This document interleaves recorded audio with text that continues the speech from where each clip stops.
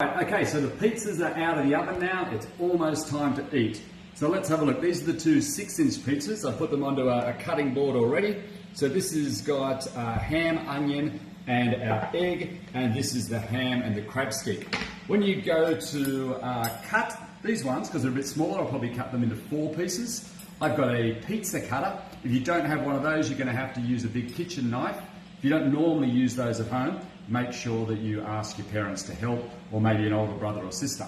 So I'm going to cut this one down the center, one on the other side, and then I can slide it onto the plate, and that one will be good to go. Same with this one.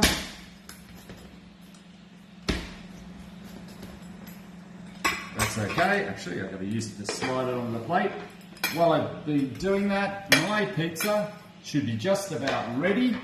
So I'm going to get it out of the oven.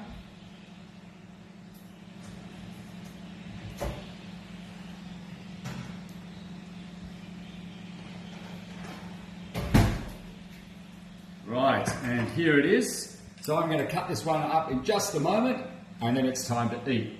So I hope you've enjoyed learning how to make the dough and then how to make a pizza, and that it works out well for you. I can't wait to hear the stories and see a few photos. Good luck.